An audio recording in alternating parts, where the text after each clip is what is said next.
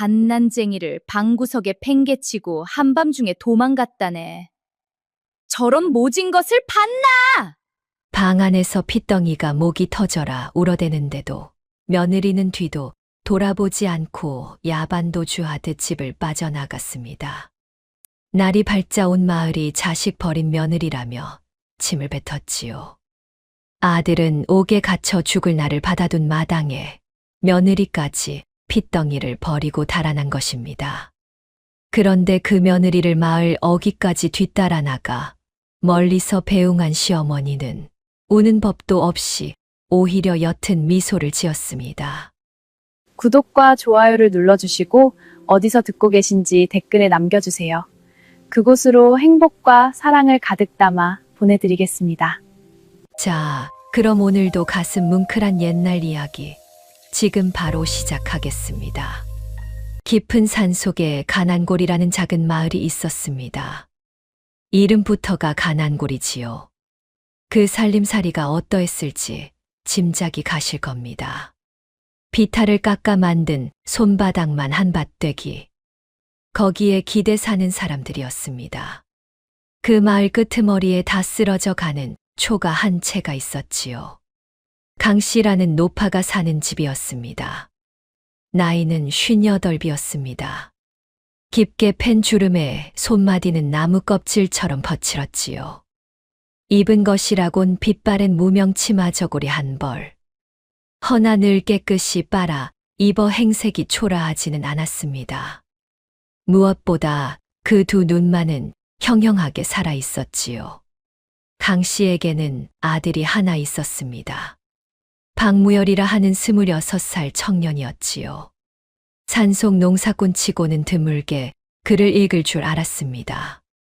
죽은 아비가 생전에 관아의 서리를 지낸 덕이었지요. 어깨너머로 글과 셈을 익힌 것입니다.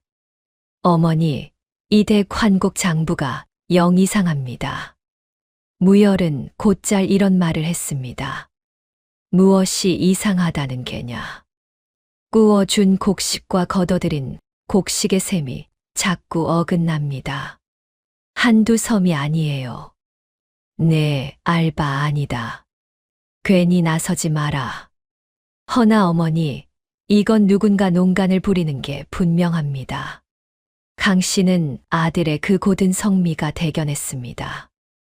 허나 마음 한구석은 늘 조마조마했지요. 내 아비를 꼭 닮았구나. 아버지를요?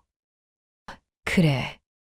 바른 것만 보고 옳은 말만 하고 그러다 고든 나무가 먼저 베이는 법이란다.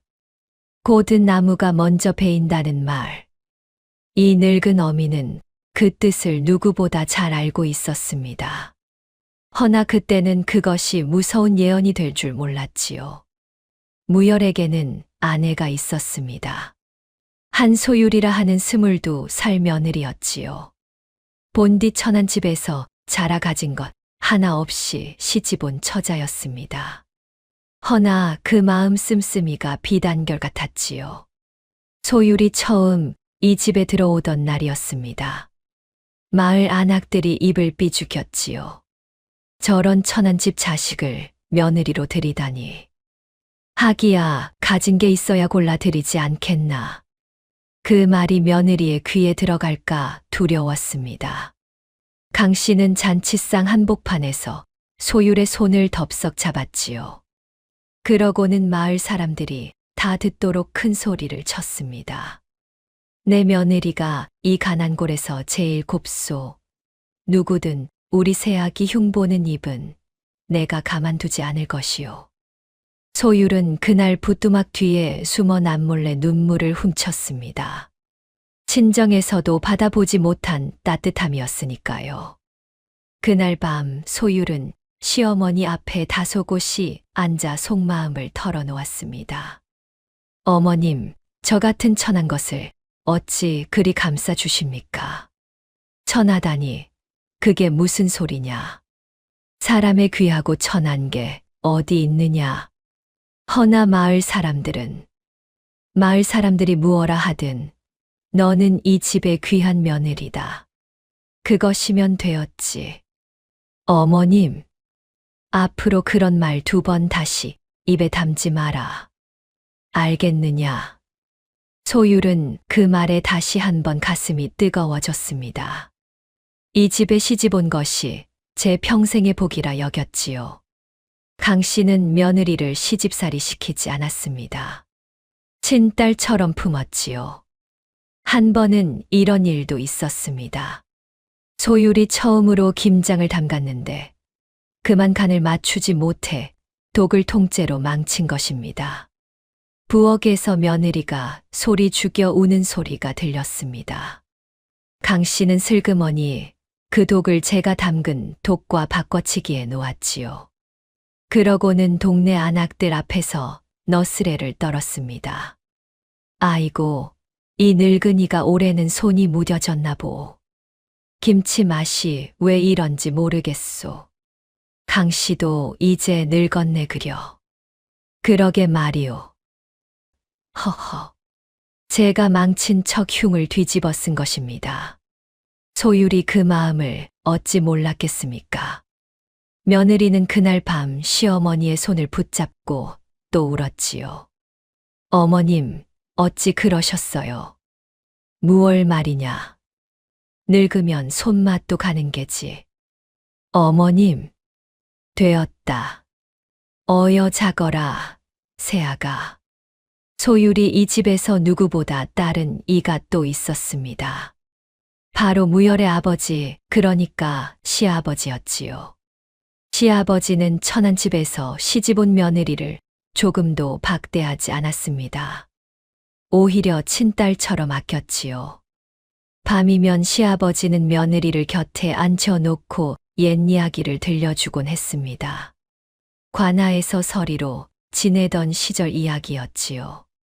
새아가, 내가 젊어 관아에 있을 적에 말이다. 예, 아버님. 어떤 일이 있으셨어요? 세상에 별별 벼슬아치를 다 보았다만 그 중에 참으로 고든 어른이 한 분 계셨지. 고든 어른이라 하시면요.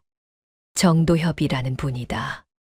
그 어른은 윗사람이 아무리 윽박질러도 옳지 않은 일에는 결코 붓을 들지 않으셨어.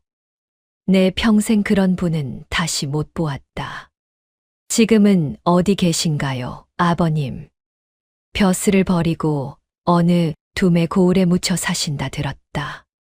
헌데 고을 이름이 영 가물가물하구나. 이 늙은 머리로는 도무지 떠오르질 않아. 소율은 시아버지의 그 이야기를 귀담아 들었습니다. 시아버지가 어찌나 정답게 옛일을 풀어놓는지 며느리는 그 이름 석자를 마음 한구석에 담아두었지요.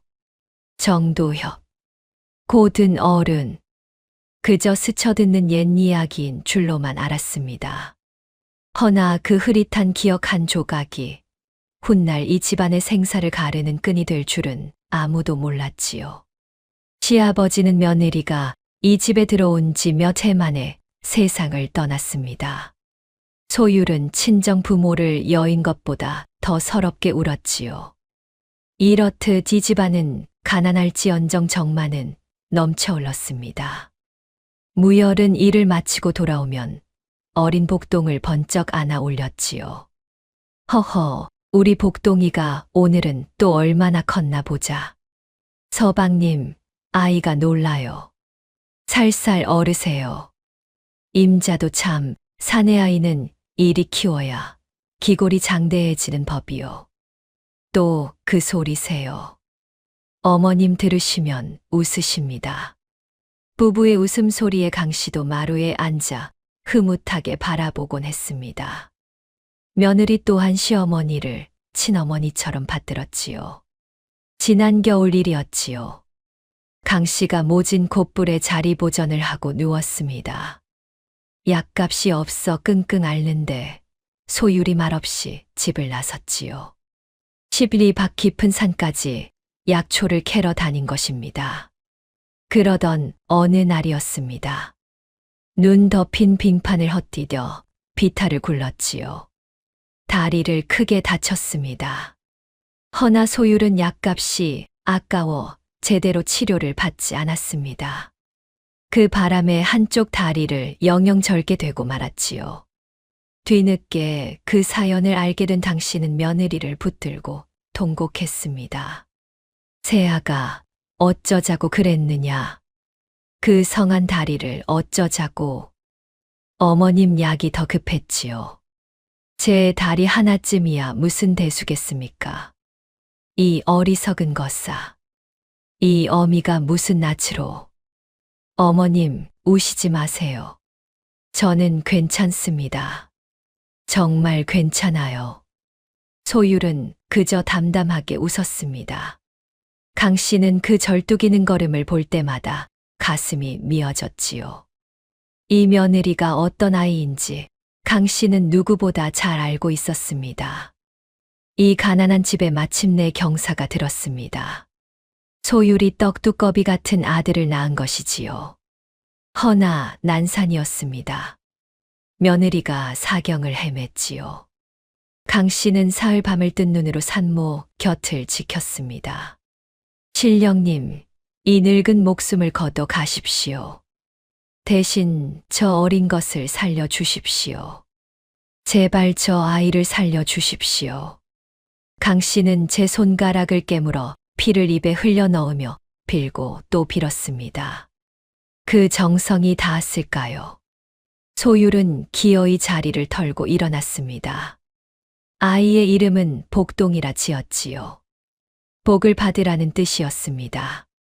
가난해도 웃음이 끊이지 않는 집이었지요. 강 씨가 이 모진 세월을 견디며 집안을 지킬 수 있었던 데에는 까닭이 하나 있었습니다. 죽은 남편이 남긴 한마디였지요. 남편은 숨을 거두기 전 강 씨의 손을 꼭 쥐었습니다. 여보, 울 때 울고 웃을 때 웃는 건 누구나 하는 일이요. 무슨 말씀을 그리 하시오. 허나 울어야 할 때 웃을 줄 알아야, 그래야 집안을 지키는 법이오. 별 이상한 말씀을 다 하시오. 슬프면 우는 게지, 어찌 슬플 때 웃는단 말이오. 두고 보시오. 언젠가 임자도 그 뜻을 알게 될 날이 올 테니. 남편은 그 말을 끝으로 눈을 감았습니다. 그로부터 여러 해가 흘렀지요. 강 씨는 그 말을 까맣게 잊고 살았습니다. 사람이 어찌 슬플 때 웃을 수 있단 말입니까? 그런데 누가 알았겠습니까? 그 잊었던 한마디가 고이 이 집안을 송두리째 뒤흔들 폭풍 속에서 강 씨를 일으켜 세우게 될 줄을 말입니다. 평화롭던 가난골의 검은 그림자가 드리우기 시작한 것은 바로 그 무렵이었습니다. 가난골에 들이운 검은 그림자. 그 정체는 다름 아닌 최만호라는 자였습니다. 나이 52의 마을에서 제일 가는 부자였지요. 기름진 얼굴에 두 눈은 늘 번들거렸습니다. 비단 두루마기에 옥관자를 단 그 모습만 보아도 가난골 사람들은 절로 허리를 굽혔지요. 최만호는 이 마을의 환곡을 도맡아 주무르는 자였습니다.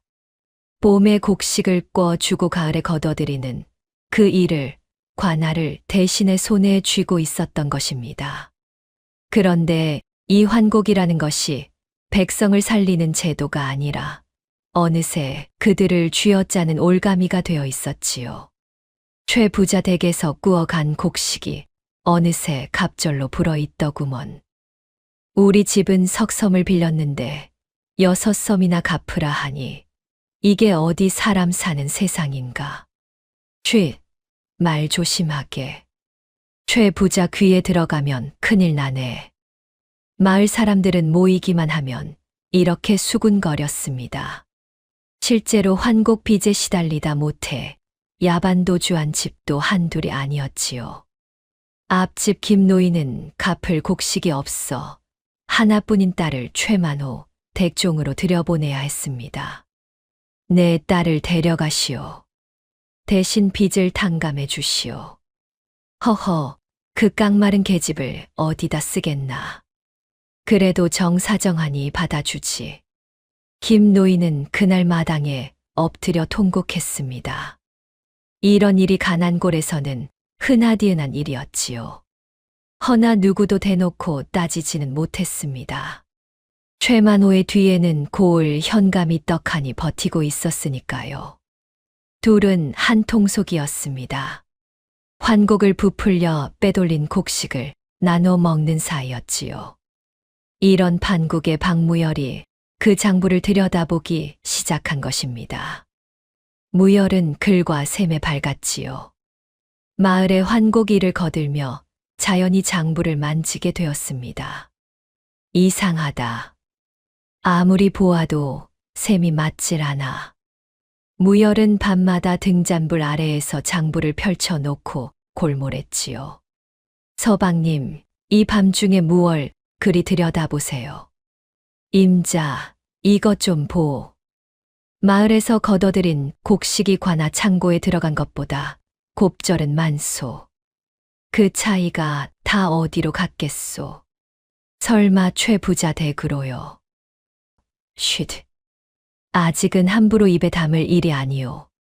무열의 두 눈에는 분노가 일렁였습니다.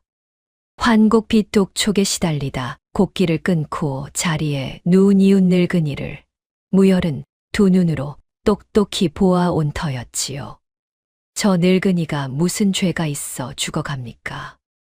다 최만호 그자의 농간 때문입니다. 무열아, 내 마음은 안다. 허나 우리가 무슨 힘이 있어 저 큰 산을 넘겠느냐. 힘이 없다고 두 눈 뜨고 보고만 있으란 말씀입니까? 저는 그리 못합니다. 소율은 가슴이 철렁했습니다. 무열의 그 고든 성미가 무슨 화를 부를지 두려웠던 것이지요. 곁에서 듣고 있던 강씨도 마찬가지였습니다. 무열아, 이 어미 말 좀 듣거라.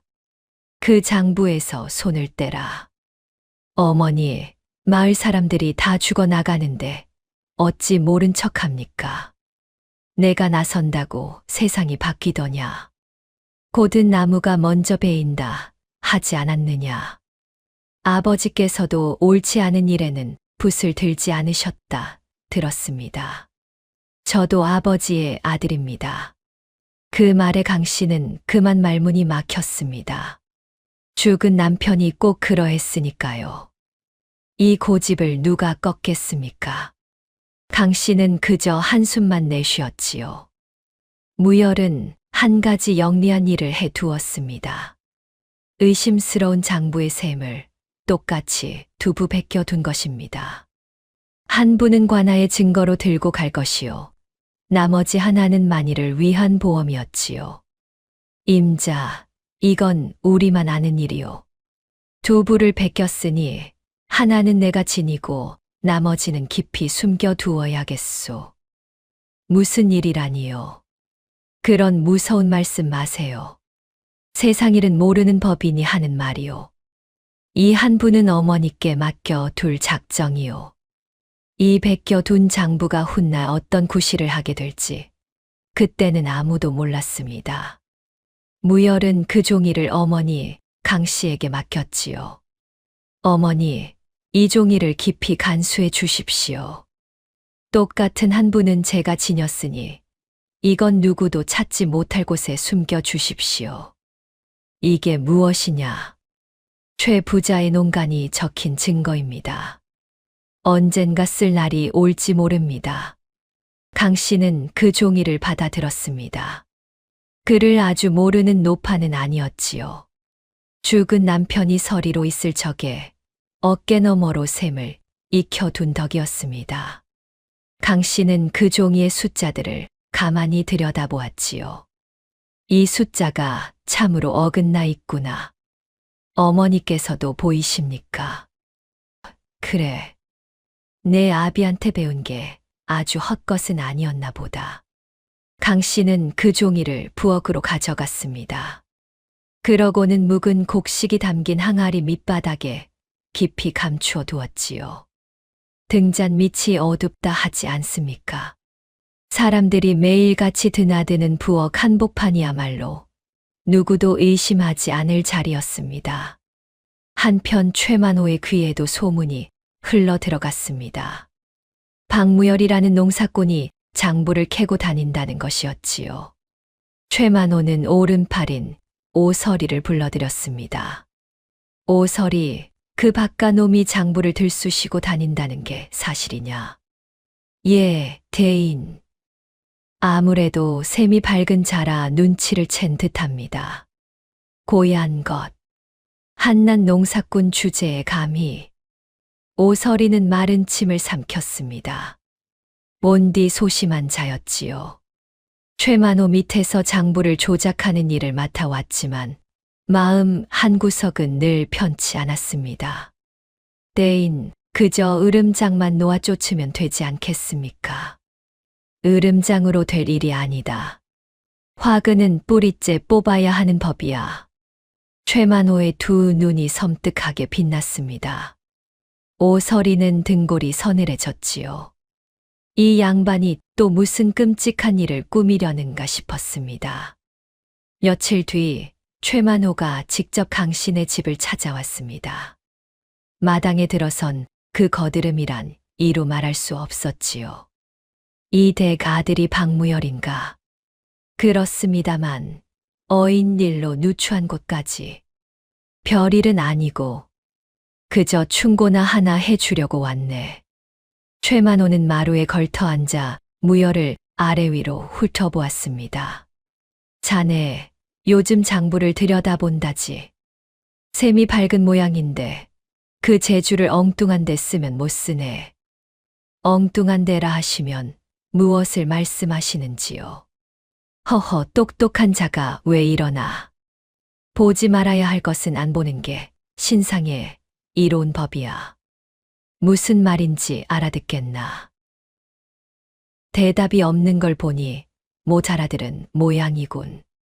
그럼 다시 한번 일러주지. 최만호는 천천히 일어나 무열에게 바짝 다가섰습니다. 그러고는 나직하게 허나섯을 퍼렇게 내뱉었지요. 한 번만 더 그 장부에 손을 대면 자네 식구들 중 누구 하나는 성치 못할 줄 알게. 늙은 어미든 젊은 처든 갓난 것이든 말이야. 그 말에 강 씨의 얼굴이 새하얗게 질렸습니다. 무열은 주먹을 부르르 떨었지요. 지금 제 식구를 협박하시는 겁니까? 협박이라니 사람을 어찌 보고.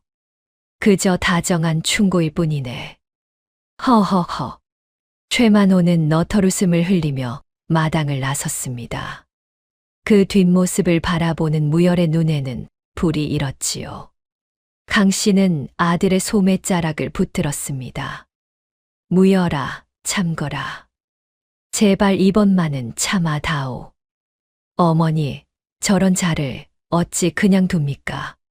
저자는 현감과 한통속이다. 우리 같은 것들이 무슨 수로 당하겠느냐. 허나 무열의 결심은 이미 굳어 있었습니다. 마을 사람들이 흘리는 눈물을 두 눈으로 똑똑히 보아온 터였지요. 무열은 마침내 현감에게 직접 이 일을 고하기로 마음먹었습니다. 그것이 호랑이 아가리로 제 발로 걸어 들어가는 길인 줄도 모르고 말입니다. 현감에게 고하러 가겠다는 말에 온 식구가 발칵 뒤집혔습니다. 소율이 무열의 옷자락을 붙들고 매달렸지요. 서방님, 제발 가지 마세요. 현감과 최 부자가 한통속인데 거기 가서 고한들 무슨 소용이에요. 임자, 그래도 관아의 으뜸은 현감이요. 백성의 억울함을 들어야 할 자리 아니요.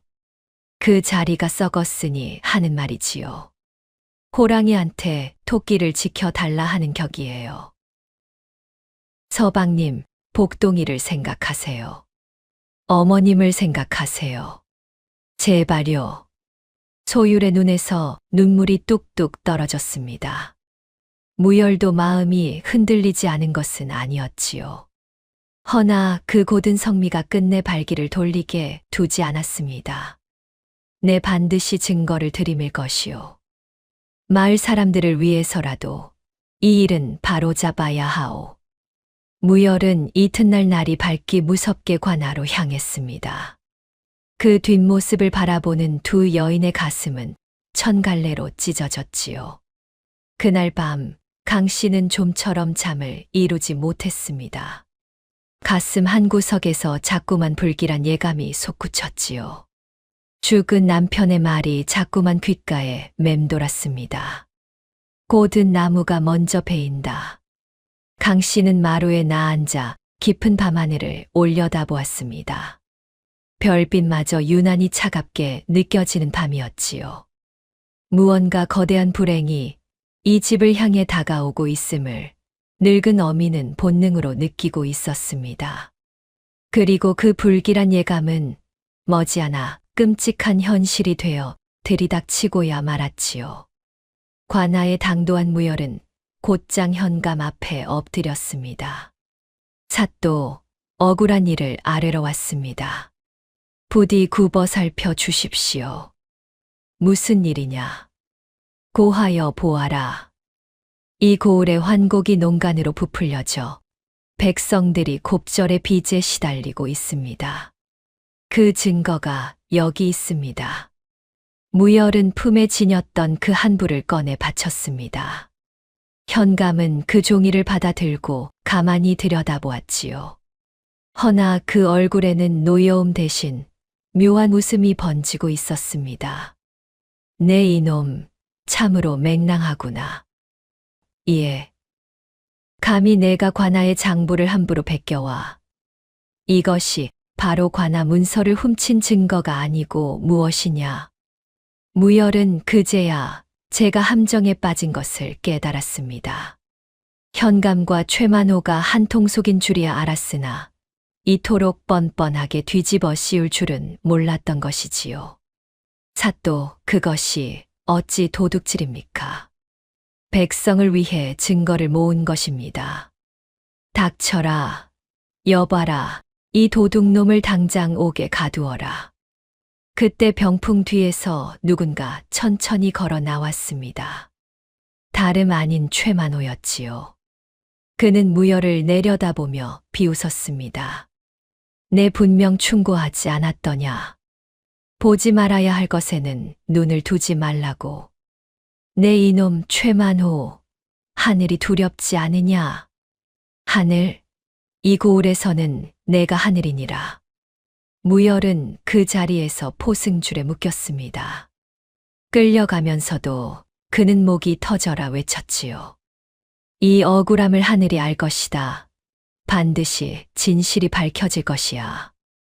허나 그 외침을 들어줄 이는 아무도 없었습니다. 더욱 기막힌 것은 그 다음이었지요. 최만호와 현감은 무열에게 관하 곡식을 훔친 도둑이라는 죄목을 씌웠습니다. 그것도 모자라 곡식을 빼돌린 진짜 죄인이 무열이라고 장부까지 거꾸로 조작해 버린 것입니다. 이 일을 꾸민 것은 오설이었습니다. 최만호의 명을 받아 밤새 장부를 뜯어 고친 것이지요. 허나 오설이는 그 일을 하며 내내 손을 떨었습니다. 대인, 이건 너무 과한 일이 아닙니까? 죄 없는 사람을 죽이는 일입니다. 잔말 말고 시키는 대로 해. 내 놈도 한 배를 탄 처지인 걸 잊었느냐? 예. 오설이는 차마 거절하지 못했습니다. 제 한 몸 보전하자고 죄 없는 사람을 사지로 모는 것이지요. 그 죄책감이 가슴을 짓눌렀지만 비겁한 그는 끝내 입을 다물었습니다. 무열이 끌려갔다는 소식은 곧 가난골에 전해졌습니다. 강 씨와 소율은 그 자리에 풀썩 주저앉았지요. 아이고, 내 아들, 이게 무슨 날벼락이란 말이냐? 서방님, 서방님이 어찌? 새아가 정신 차리거라. 우리가 일이 무너지면 누가 무열이를 살리겠느냐? 어머님, 서방님은 아무 죄도 없습니다. 그저 옳은 일을 하려 했을 뿐인데. 안다. 이 어미가 어찌 모르겠느냐. 허나 지금은 울 때가 아니다. 두 여인은 한참을 통곡했습니다. 허나 울고만 있을 수는 없었지요. 무열의 목숨이 경각에 달려 있었으니까요. 죄목이 관아 곡식을 훔친 큰 도둑인데다 장부까지 조작되었으니 머지않아 사형이 내려질 판이었습니다. 강 씨는 눈물을 닦고 일어섰습니다. 가장 먼저 관아로 달려가 옥에 갇힌 아들을 면회했지요. 무열아, 이 엄이다. 정신 차리거라. 어머니 소자가 불효를 저질렀습니다. 어머니 말씀을 들었어야 했는데. 그런 소리 마라. 내가 무슨 죄가 있느냐. 죄는 저 도둑놈들이 지었지. 어머니, 복동이와 임자를 부탁드립니다. 소자는 이제 글렀습니다. 무슨 소리냐. 이 어미가 무슨 수를 써서라도 너를 살릴 것이다. 그러니 조금만 견뎌라. 어머니, 저들이 장부까지 거꾸로 꾸며 놓았습니다. 소자가 곡식을 빼돌린 도둑이 되어 버렸어요. 안다. 다 안다. 허나 하늘이 무심치 않을 게다. 어머니, 부엌에 감춰둔 그 종이만은, 그것만은 절대 들키시면 안 됩니다. 걱정 마라. 내 목숨을 걸고 지킬 것이다. 어머니, 되었다. 말 그만하고 기운을 차려라. 내가 살아야 복동이도 임자도 산다. 강 씨는 아들의 손을 부여잡고 다짐했습니다. 허나 그 다짐과 달리 손쓸 방도가 도무지 보이지 않았지요. 현감이 곧 죄만 오인 마당에 어디 가서 누구에게 하소연한단 말입니까? 강 씨는 고을의 이방을 찾아가 사정도 해보았습니다. 돈이 될 만한 세간을 들고 가 매달리기도 했지요. 허나 돌아오는 것은 차디찬 냉대뿐이었습니다. 노파, 그만 돌아가시오. 도둑놈의 어미가 무슨 염치로 여길 찾아와. 제발 한 번만 굽어 살펴 주십시오.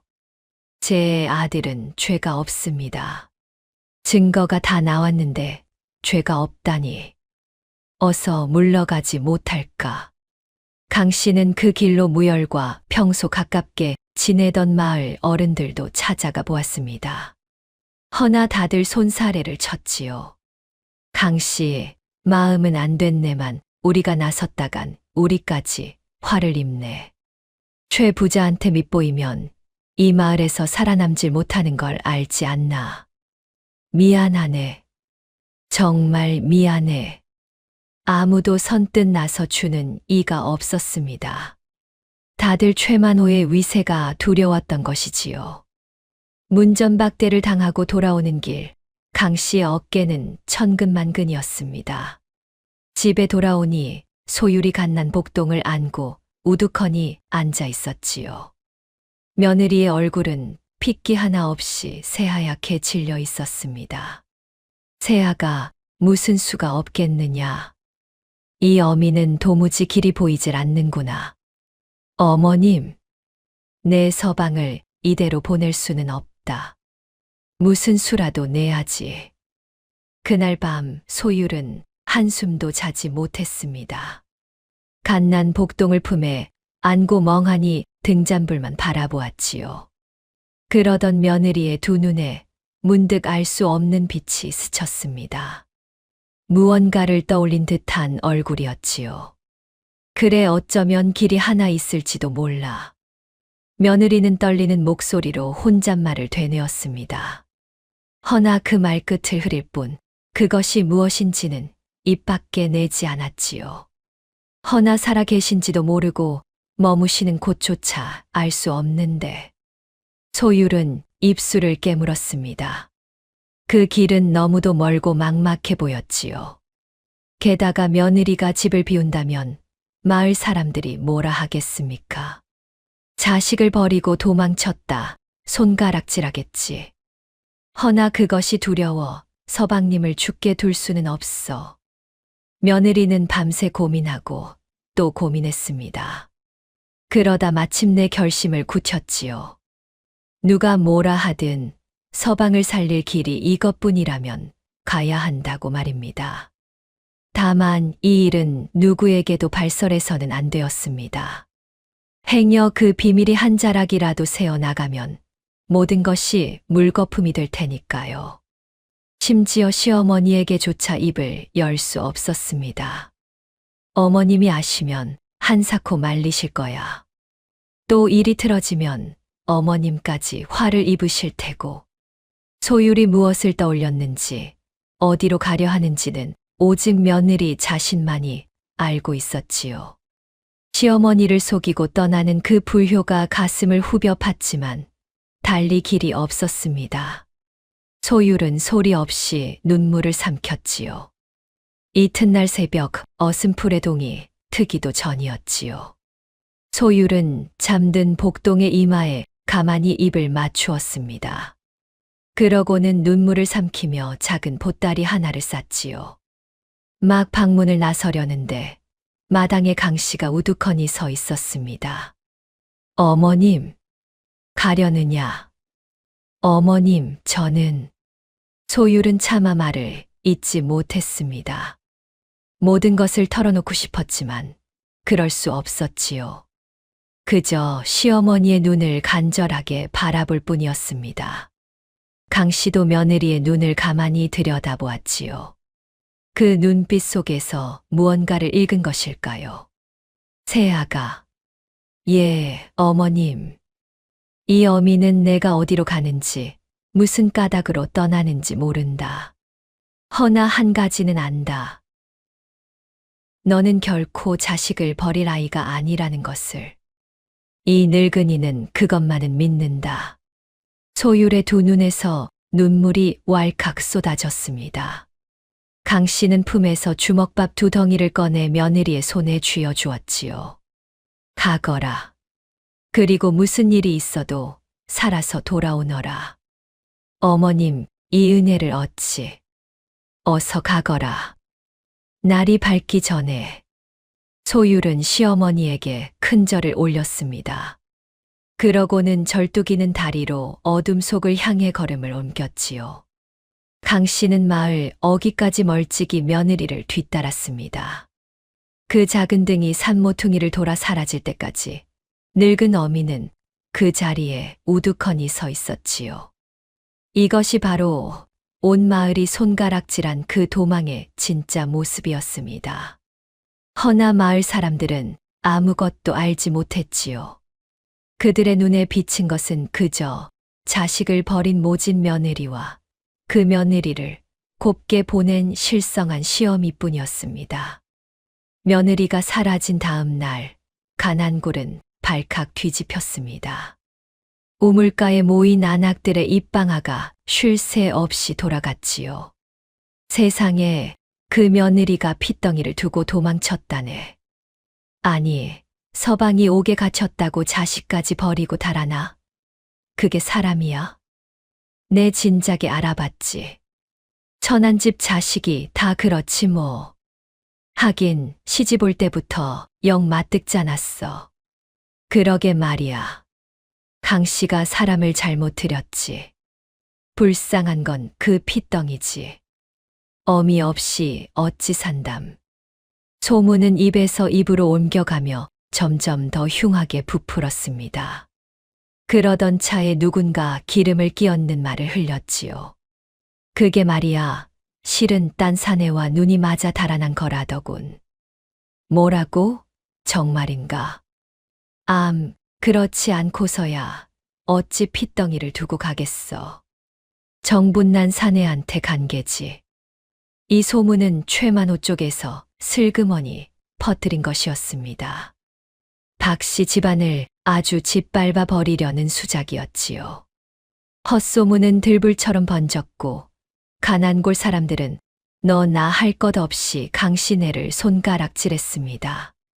강씨는 그 모진 소문 속에서 갓난 복동을 끌어안고 버텼습니다. 젖먹이를 어찌 키운단 말입니까?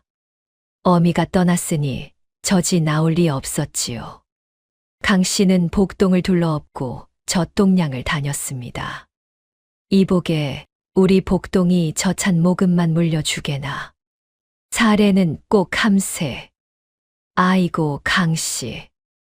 미안하지만 우리 집도 젖이 모자라서 한 모금이면 되네. 이 어린 것이 굶고 있어서 그러네. 딱한 건 알겠지만 도둑놈 손주한테 젖을 물렸다 소문나면 우리도 곤란해. 제발 부탁함세. 이 늙은이가 이렇게 빌겠네. 강씨, 정 그러면 다른 집을 알아보. 나는 못하겠소. 그래, 알았네. 내 다신 청하지 않음세. 문전박대가 예사였습니다. 도둑으로 몰린 집 손주라 하여 다들 고개를 돌렸지요. 강 씨의 가슴은 미어졌지만 그래도 굽히지 않았습니다. 그런 강 씨를 딱하게 여긴 이가 하나 있었습니다. 마을 끝에 사는 점례 어멈이었지요. 마침 젖먹이를 키우던 그 안악은 남들 눈을 피해 복동에게 젖을 물려주었습니다. 강 씨, 너무 상심 마오. 나는 그 며느리가 그럴 사람으로 안 보였소. 점례 어멈 고맙네. 이 은혜를 어찌 갚누. 갚기는 뭘. 어려울 때 서로 돕는 게 사람 사는 정이지요. 어서 복동이 이리 주오. 남들은 다 등을 돌리는데 자네만은. 강씨, 사람 일은 끝을 봐야 아는 법이요. 소문이라는 게 다 믿을 게 못 되지요. 그 말이 어찌나 고마운지 모르겠네. 점례 어멈의 그 따뜻한 마음이 아니었다면 복동은 진작에 굶어 죽었을지도 몰랐습니다. 강 씨는 그 고마움에 몇 번이나 눈시울을 붉혔지요. 점례 어멈, 자네 아니었으면 이 어린 것이 어찌 됐을꼬. 그런 말 마오. 강 씨도 예전에 우리 애 아플 때 약초 캐다 주지 않았소. 다 갚는 셈이지요. 그런 걸 다 기억하고 있었나. 사람이 받은 정을 어찌 잊겠소. 소문이야 떠들썩해도 나는 그 며느리를 믿소. 그 한마디가 강 씨에게는 큰 위로가 되었습니다. 온 마을이 등을 돌린 가운데 단 한 사람이라도 며느리를 믿어주는 이가 있다는 것이 말입니다. 허나 밤이 되면 강 씨도 흔들렸습니다. 잠든 복동을 품에 안고 등잔불을 바라보노라면 온갖 생각이 밀려들었지요. 새아가 내가 정말 돌아오기는 하는 게냐. 강 씨는 며느리가 어디로 갔는지 무엇을 하러 떠났는지 알지 못했습니다. 그저 믿고 보냈을 뿐이었지요. 허나 날이 갈수록 그 믿음이 자꾸만 흔들렸습니다. 혹여 정말 마을 사람들 말처럼 영영 안 돌아오는 건 아니겠지. 강 씨는 고개를 세차게 저었습니다. 그럴 리 없다고, 그 아이는 결코 그런 아이가 아니라고 스스로를 다독였지요. 그러다가도 다시 불안이 밀려들면 잠든 복동의 얼굴을 가만히 어루만졌습니다. 복동아, 내 어미가 꼭 돌아올 게다. 그래야 한다. 그래야 하고 말고. 내 어미는 너를 버린 게 아니다. 이 할미는 그리 믿는다. 믿고 말고. 그러니 너도 조금만 부디 더 참고 견뎌다오. 우리 복동아. 그 말은 손주에게 하는 말이자 흔들리는 제 마음에 거는 주문이기도 했습니다. 늙은 어미의 밤은 그렇게 길고 깊었지요. 그런데 며칠 뒤 더욱 끔찍한 소문이 마을에 퍼졌습니다. 이번에도 최만호 쪽에서 흘린 것이었지요. 글쎄, 그 갓난 것이 박씨 핏줄이 아니라더군. 그게 무슨 소린가. 며느리가 딴 사내랑 정분이 났다 하지 않았나. 그러니 그 핏덩이도 그 사내의 씨라는 게지. 들킬까 무서워 두고 도망친 거라더군. 이 소문은 강 씨의 가슴에 비수처럼 꽂혔습니다. 며느리를 향한 손가락질도 모자라 이제는 품에 안은 손주마저 의심받는 처지가 된 것이지요. 마을 안악들은 강 씨가 업은 복동을 흘끔거리며 수군댔습니다. 저것도 박씨 핏줄이 아니라는데 강 씨도 참 딱하지. 남의 씨를 걷어 키우는 꼴이라니. 쯧쯧. 그러게. 자기 손주도 아닌 걸 업고 다니니 얼마나 웃음나. 말도 마오. 며느리 잘못 들이면 집안이 저리 거덜나는 게요. 강 씨도 이제 곧 저 집 문 닫겠어. 강 씨는 그 말을 들을 때마다 피가 거꾸로 솟았습니다. 허나 입을 꾹 다물었지요. 아니라고 100번 외친들 누가 믿겠습니까? 그런데 그날 밤 강 씨 자신마저 한순간 흔들리고 말았습니다. 잠든 복동을 들여다보다가 문득 그런 생각이 스쳤던 것이지요. 설마 정말 그런 건 아니겠지. 강 씨는 그 생각에 소스라치게 놀랐습니다. 어찌 그런 못된 의심을 다 품었나 싶어 제 뺨을 철썩 때렸지요. 이 늙은이가 미쳤구나. 우리 무열이를 쏙 빼닮은 우리 손주를 두고 무슨 망령된 생각이냐. 강 씨는 복동을 꼭 끌어안았습니다. 핏덩이에 임하며 콧날이며 영락없이 제 아들 어릴 적 모습이었지요. 강 씨는 다시는 그런 의심을 품지 않으리라 다짐했습니다. 허나 소문이 사람의 마음을 얼마나 갉아먹는지 강 씨는 그날 뼈저리게 느꼈습니다. 한편 집을 떠난 소율은 어찌 되었을까요? 며느리는 절뚝이는 다리를 끌고 어디론가 정처 없는 길을 나섰습니다. 가슴 속에는 오직 하나, 누구에게도 말하지 못한 희망을 품은 채였지요. 며느리가 누구를 찾는지, 어디로 향하는지는 오직 그녀 자신만이 알고 있었습니다. 두매 고을이라고만 하셨는데 홍매봉 고을이었을까? 소율은 흐릿한 기억을 더듬어 매봉 고을로 향했습니다. 며칠을 꼬박 걸어 그곳에 당도했지요. 그러고는 만나는 사람마다 붙들고 찾는 이의 이름을 나직이 물었습니다. 말씀 좀 여쭙겠습니다. 혹시 이런 분을 아시는지요? 글쎄, 그런 이름은 못 들어봤는데. 전에 관아에서 일하신 분입니다. 곧기로 소문난 어른이라 하셨어요. 아, 정씨성을 가진 노인이 하나 있긴 한데 저 너머 골짜기에 사오. 정말이십니까? 어서 일러 주십시오. 하여간 정씨 노인이 산다는 것만 아오. 저 골짜기로 가보오. 고맙습니다. 이 은혜 잊지 않겠습니다. 소율은 그 말에 한 걸음에 달려갔습니다. 허나 막상 찾아간 그 노인은 며느리가 찾던 이가 아니었지요. 그저 성이 같을 뿐 전혀 다른 사람이었습니다. 나는 평생 이 골짜기에서 화전이나 일군 사람이오. 관아 근처도 가본 적 없소. 그러십니까? 송구합니다. 사람을 잘못 찾아왔나 봅니다. 먼 길 헛걸음했구려. 딱하기도 하지. 소율의 다리에서 힘이 쭉 빠졌습니다. 헛걸음이었지요. 그 며칠 동안 노잣돈은 바닥을 드러내고 있었습니다. 시어머니가 쥐어준 주먹밥도 진작에 떨어진 지 오래였지요. 어쩌면 좋단 말인가. 그분이 어느 고을에 계신지조차 모르는데 마침 지나가던 늙은 보찜 장수가 소율을 딱하게 보았습니다. 색시 무슨 사람을 그리 애타게 찾소. 꼭 뵈어야 할 어른이 한 분 계십니다.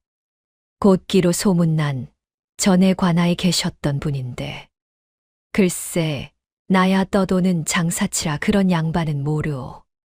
허나 관아에 있던 양반이면 큰 고을 쪽을 뒤져보는 게 낫지 않겠소. 큰 고을이라 고맙습니다. 그리해 보겠습니다. 소율은 길바닥에 주저앉아 막막함에 그만 눈물을 삼키고 말았습니다. 허나 여기서 포기할 수는 없었지요. 서방의 목숨이 제 손에 달려 있었으니까요. 며느리는 다시 이를 악물고 일어섰습니다.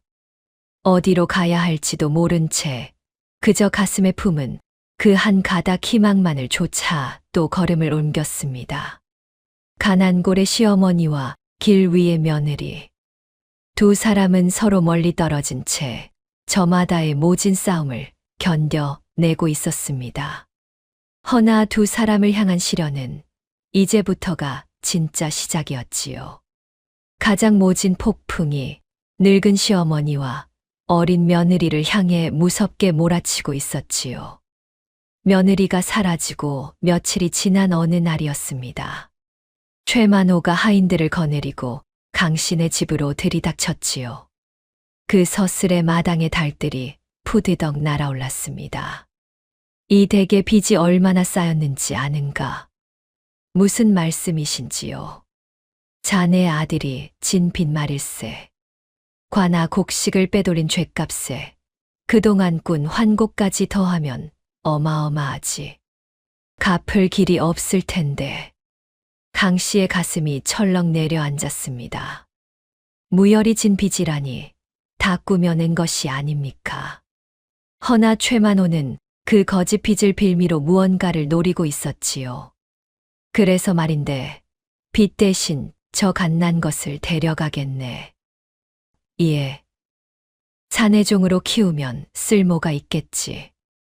어차피 박씨 핏줄도 아니라며? 남의 씨를 자네가 거둘 까닭이 무엇인가? 최만호의 그 말에 강 씨는 두 눈이 뒤집혔습니다. 손주를 종으로 데려가겠다니.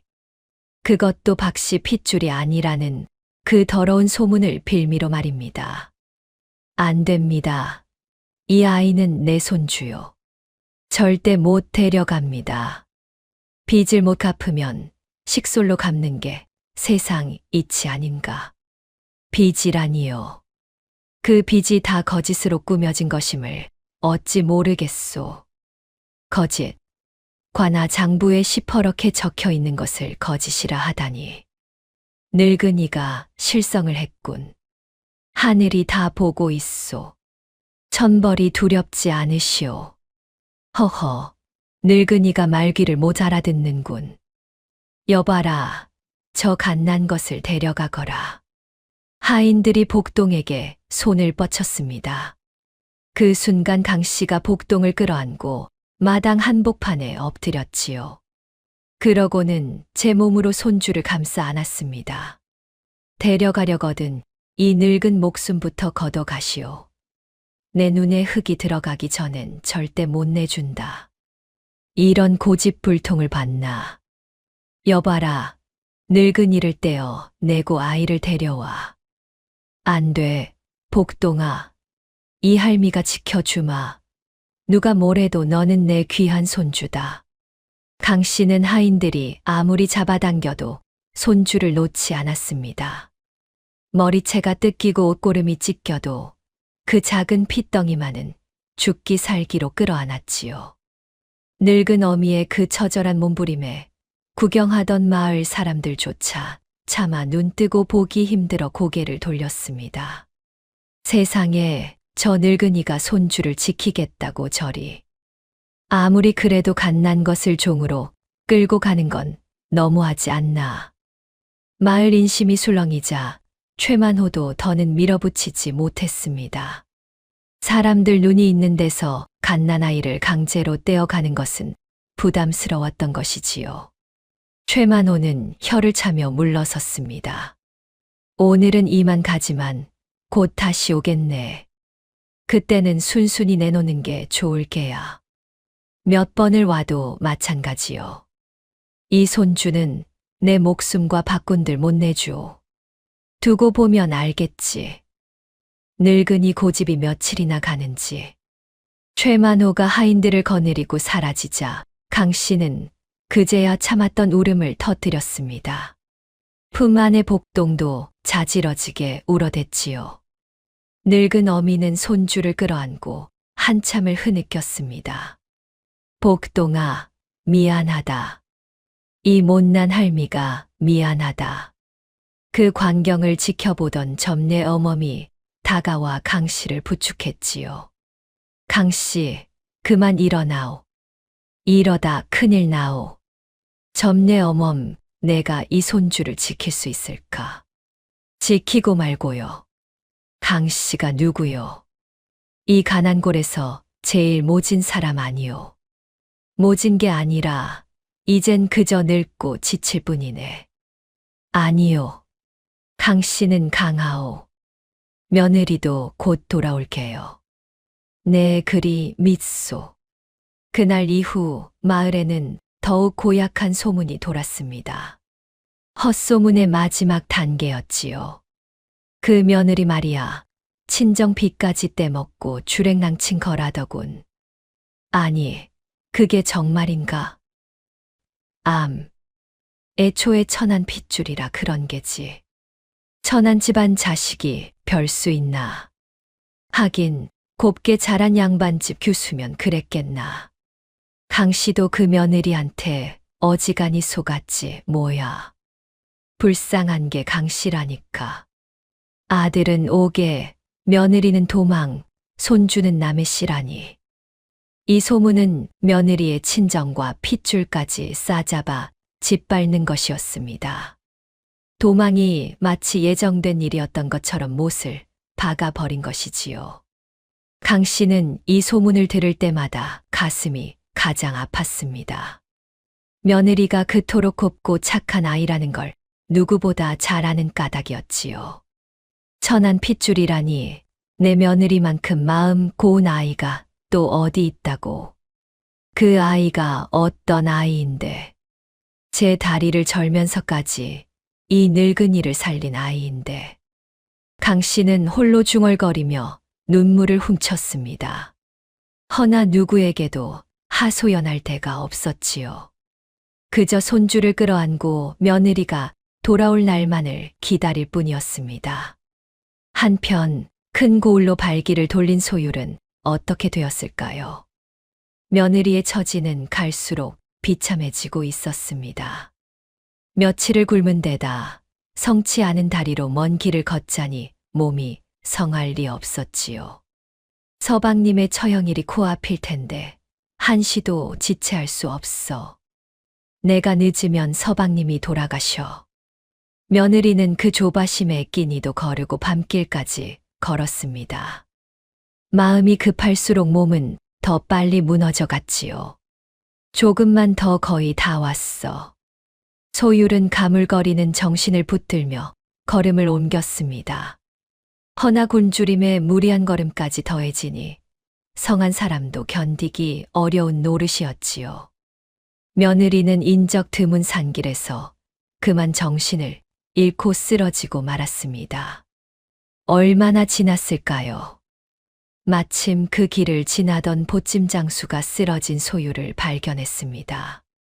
이런, 웬 색시가 여기 쓰러져 있나? 어디 죽었나?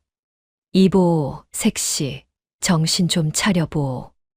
보찜 장수는 소율을 흔들어 보았습니다. 허나 며느리는 미동도 없었지요. 굶주림과 탈진으로 숨소리마저 희미했던 것입니다.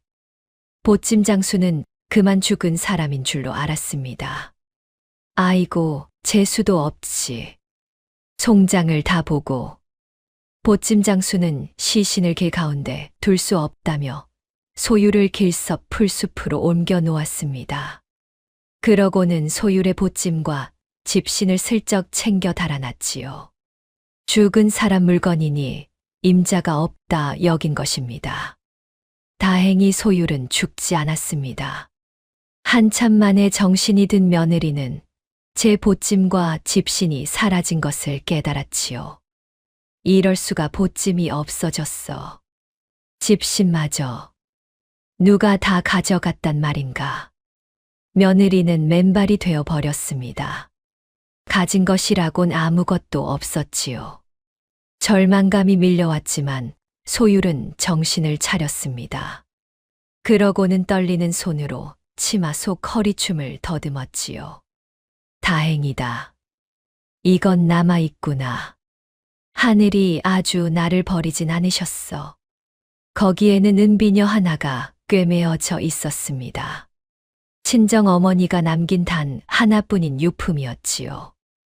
소율은 그것을 늘 몸에 지니고 다녔기에 보찜을 털리고도 비녀만은 무사했던 것입니다. 소율은 그 은비녀를 만지작거리며 한참을 망설였습니다. 어머니의 유품을 차마 팔 수가 없었던 것이지요. 시집 오던 날 어머니가 손에 쥐어주며 하시던 말씀이 떠올랐습니다. 이건 내 어미가 내게 물려준 것이다.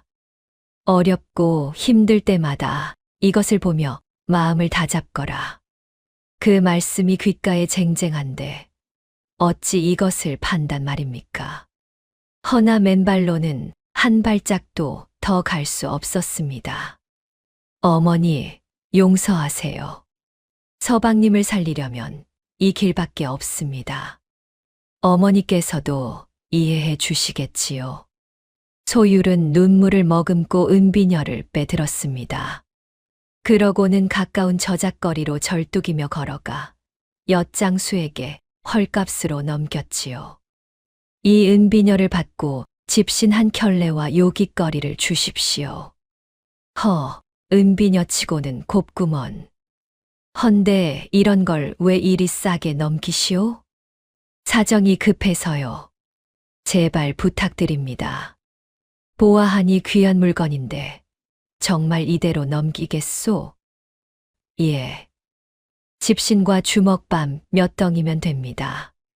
어서요. 딱 하긴 하구먼. 예쏘, 받으시오. 가는 길 조심하고. 그렇게 며느리는 어머니의 유품을 내주고 집신 한 켤레와 주먹밥 몇 덩이를 얻었습니다. 이제 가진 것이라곤 아무것도 없었지요. 더는 잃을 것조차 없게 되자 소율은 오히려 독한 마음이 들었습니다. 이젠 정말 물러설 데가 없다. 그분을 찾지 못하면 나도 서방님도 끝이야. 무슨 일이 있어도 찾아내고 말 테다. 며느리는 만나는 사람마다 붙들고 그 어른의 행방을 물었습니다. 절박함이 그 발걸음을 더욱 다급하게 만들었지요. 비록 가진 것은 모두 잃었지만 서방을 살리겠다는 그 마음만은 더욱 단단해졌습니다. 그러던 차에 소율에게 한 줄기 서광이 비쳤습니다. 저작거리에서 만난 한 노인이 며느리가 나직이 된 그 이름을 듣고는 반색을 한 것이지요. 아, 그 고든 정 영감 말이오? 예, 그분을 아십니까? 알다마다. 청솔고을에 사는 분 아니오. 한때 관아에서 이름을 떨치다 윗사람과 뜻이 안 맞아 벼슬을 버리고 낙향하셨지. 그분이 아직 살아 계십니까? 살아 계시다마다. 연세는 지긋하셔도 정정하시오. 그 어른이 어찌나 고든지 인근에서 모르는 사람이 없소. 청솔고을이라 그곳에 계신단 말입니까? 그렇소. 여기서 사흘쯤 더 가면 닿을게요. 헌데 그 양반은 왜 찾소? 그 어른만이 제 서방을 살릴 수 있습니다. 그래서 이리 애타게 찾는 것입니다. 무슨 사연인지는 몰라도 어지간히 급한 모양이구려. 예. 한시가 급합니다. 정말 고맙습니다, 어르신. 소율의 두 눈에 눈물이 핑 돌았습니다. 드디어 찾던 어른의 행방을 알아낸 것이지요. 그 멀고 막막하던 길에 마침내 빛이 보이기 시작한 순간이었습니다. 고맙습니다, 어르신. 이 은혜 평생 잊지 않겠습니다. 서방님, 조금만 더 기다리세요. 제가 반드시 그분을 모셔 오겠습니다. 며느리는 청솔고을 쪽 하늘을 바라보며 굳게 다짐했습니다. 어머님, 복동아 저는 꼭 살아서 돌아갈 거예요. 꼭. 소율은 청솔고을을 향해 다시 걸음을 재촉했지요. 가슴 속에서는 희망이 부풀어 올랐습니다. 그분만 만나면 어쩌면 서방을 살릴 수 있을지도 몰랐으니까요. 허나 며느리는 알지 못했습니다. 바로 그 무렵 가난골에 서는 시어머니 강 씨에게 또 다른 끔찍한 재앙이 들이닥치고 있었다는 것을 말입니다. 희망이 보이는 듯하던 바로 그때 진짜 절망이 두 사람을 기다리고 있었지요. 손주를 빼앗는데 실패한 최만호는 이번에는 더욱 악랄한 수를 꾸몄습니다.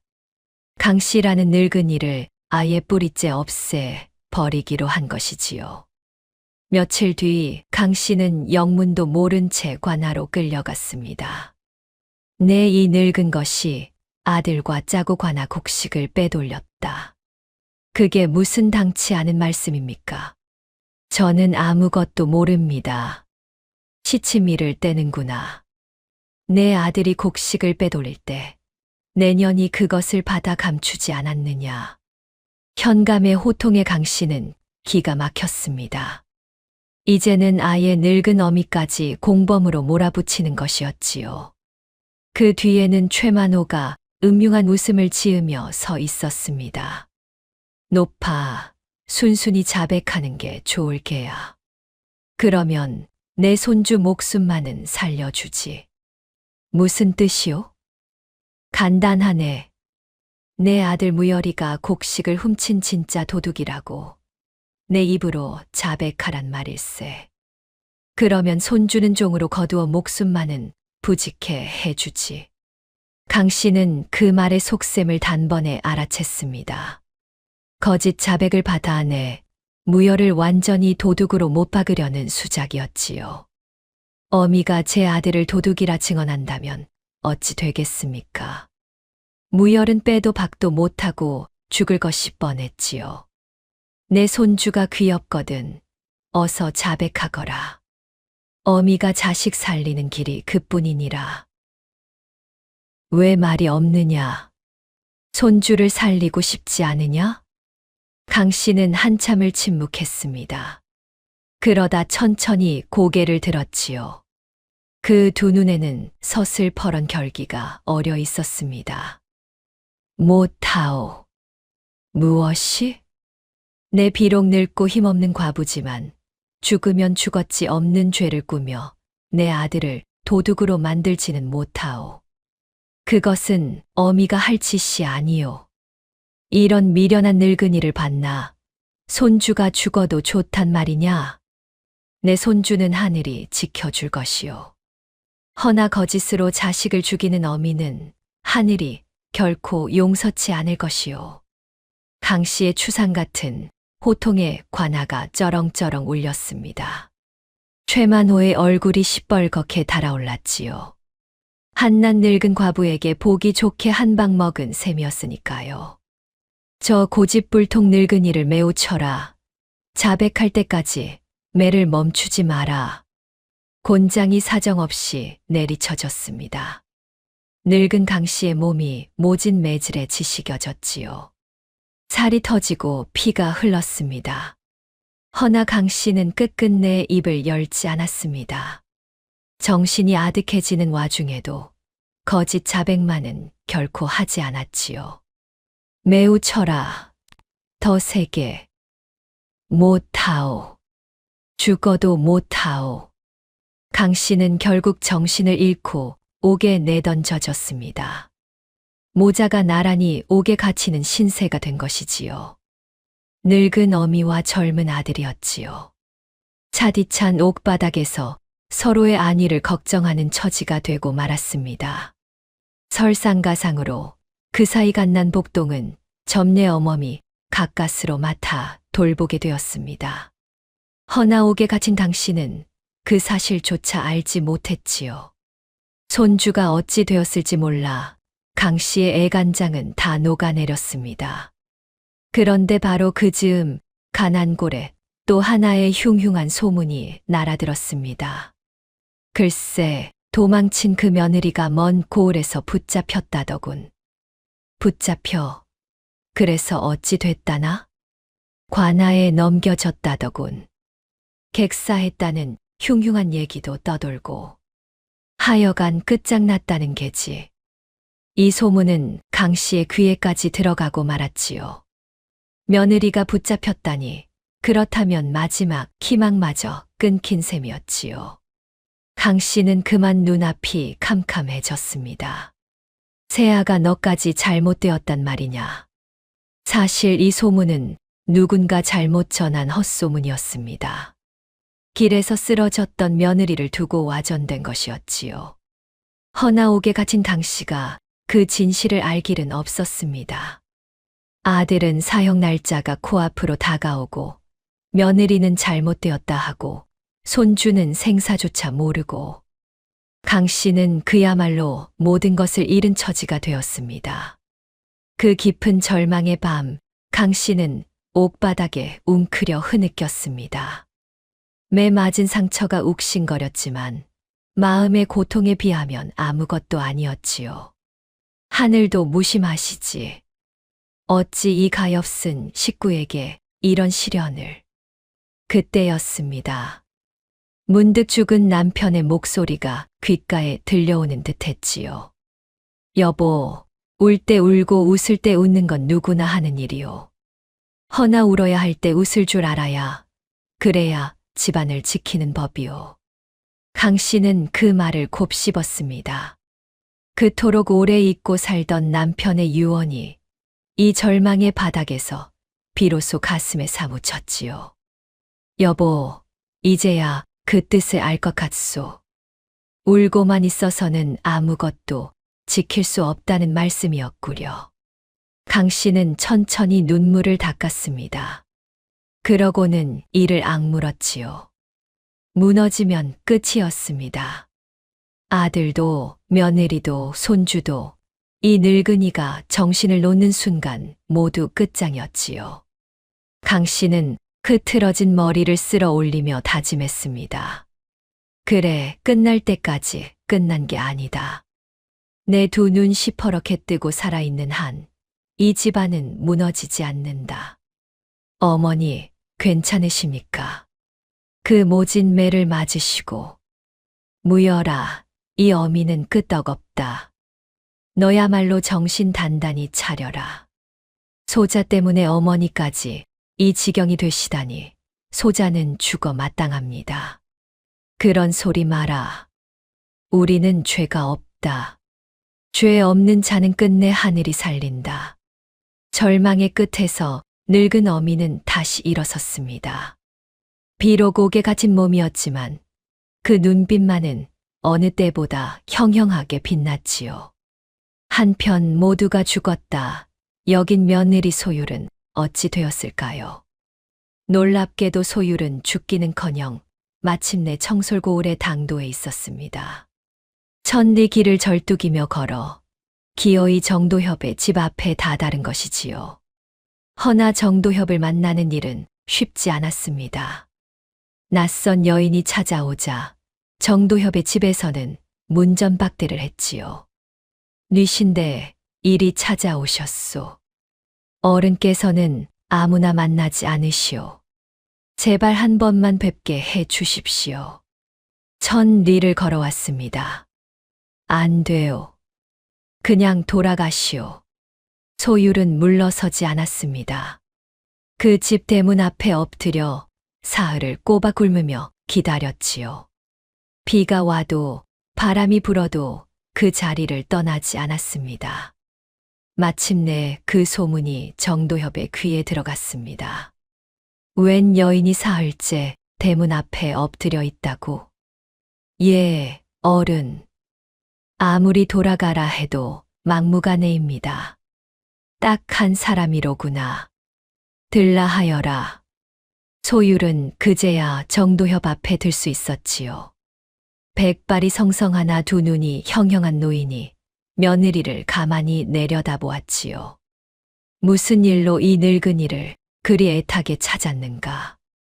어른, 혹시 가난고래 박서리를 기억하시는지요? 관아에서 함께 일하셨던 박서리라 오래전 함께 일하던 고든 동료가 있었지. 헌데 그 사람은 벌써 세상을 떠난 것으로 아는데. 예, 그분이 바로 제 시아버님이십니다. 그 말에 정도협의 눈이 크게 떠졌습니다. 그제야 며느리는 가슴에 묻어둔 사연을 눈물로 쏟아냈지요. 남편이 환곡 비리를 적발했다가 누명을 쓰고 옥에 갇힌 일, 사형이 코앞에 닥친 일을 아뢰었습니다.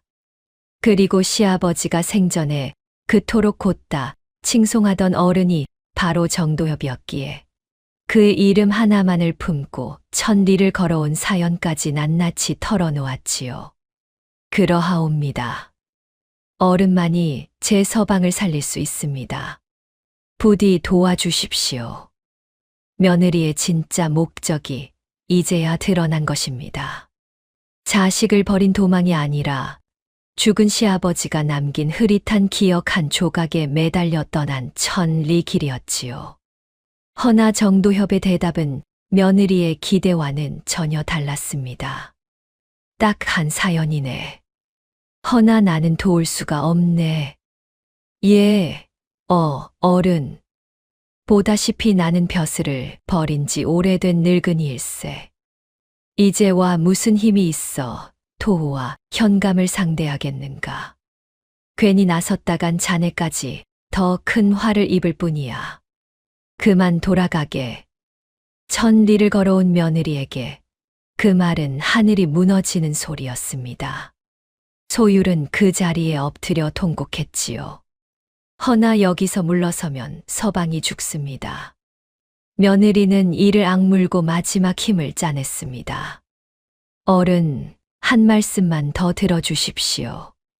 시아버님께서 생전에 이런 말씀을 하셨습니다.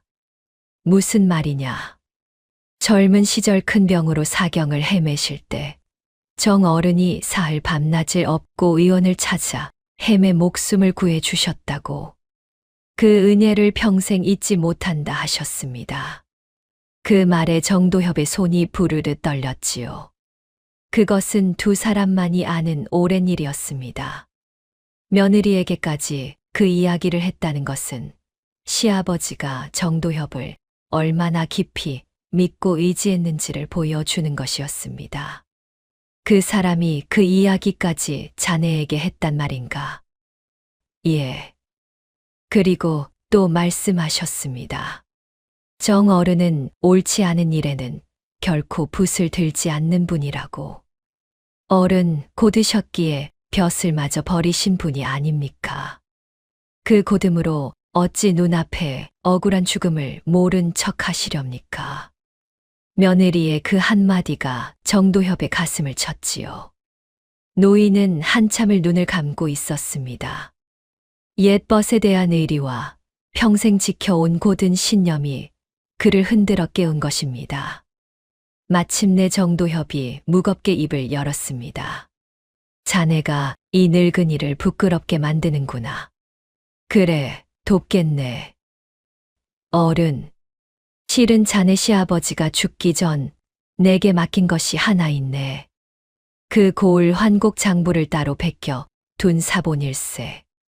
언젠가 쓰일 날을 대비해 내게 맡겨둔 것이지. 소율은 그 말에 온몸이 떨렸습니다. 죽은 시아버지가 며느리도 모르게 이미 오래전부터 진실을 지킬 준비를 해 두었던 것이지요. 허나 정도협의 얼굴에는 근심이 가시지 않았습니다. 다만 한 가지 마음에 걸리는 게 있네. 이 사본 하나만으로는 저들이 위조라 우기면 그만일세. 죽은 사람이 남긴 종이라 하여 도리어 거짓이라 몰아붙일 수도 있어. 그러면 어찌합니까? 방도가 아주 없는 건 아닐세.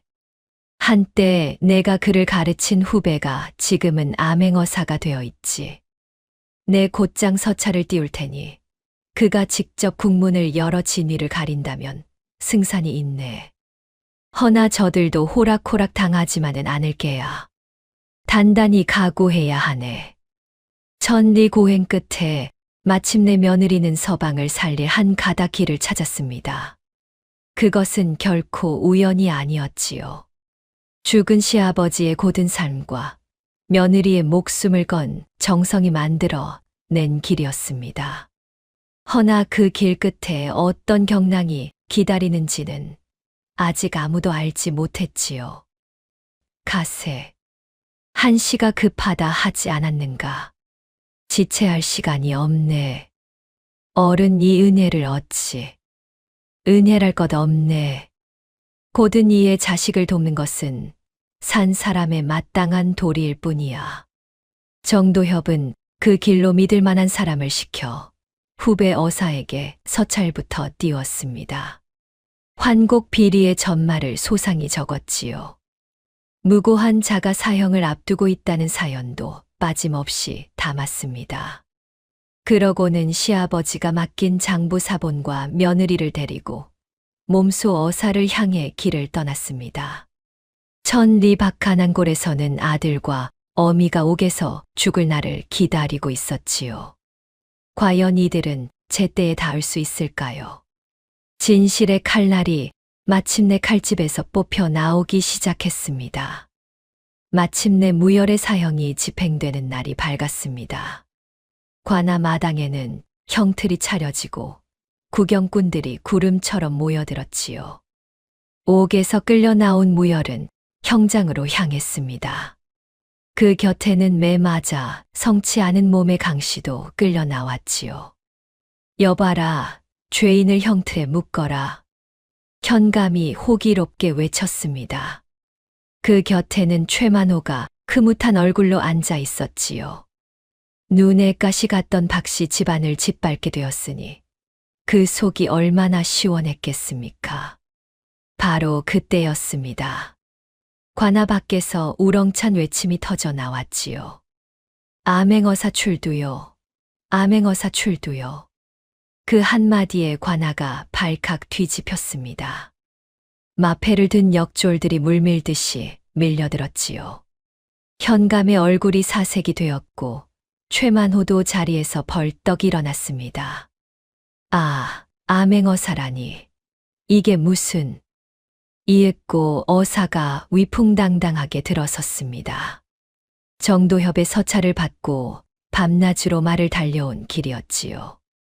그 뒤에는 정도협과 절뚝이는 며느리 소율이 따르고 있었습니다.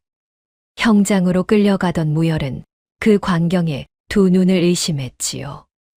임자, 자네가 어찌 여기에... 서방님. 옥바닥에 쓰러져 있던 당시도 며느리를 알아보고는 몸을 일으켰습니다. 그런데 며느리 곁에 선 백발노인을 보는 순간이었지요. 강 씨의 가슴이 쿵 내려앉았습니다. 죽은 남편이 그토록 곧다 칭송하던 옛 동료 정도협이었지요.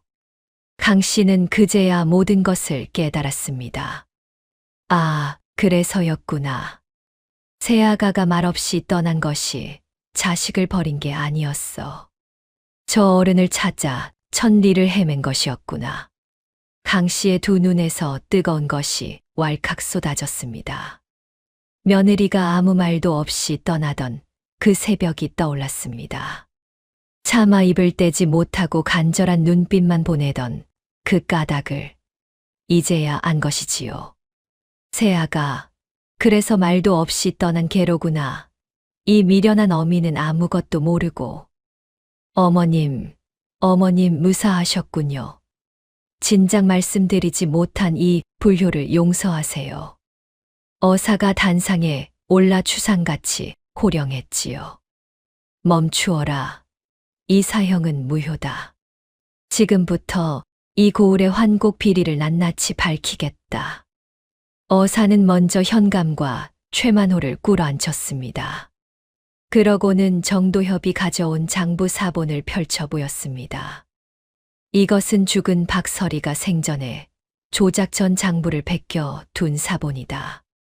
여기에 최만호와 현감이 환곡을 빼돌린 내역이 소상히 적혀 있다. 어찌 변명하겠느냐? 최만호의 얼굴이 새파랗게 질렸지요. 허나 그자가 누구입니까? 산전수전 다 겪은 교활한 토호였지요. 최만호는 이내 뻔뻔하게 발뺌을 했습니다. 어사또, 그것은 위조된 문서입니다. 죽은 자가 남긴 종이 쪼가리를 어찌 믿으십니까? 누군가 우리를 모함하려고 거짓으로 꾸민 것이 분명합니다. 위조라? 그렇습니다. 그 박설이라는 자가 본 뒤 우리에게 앙심을 품고 있었습니다.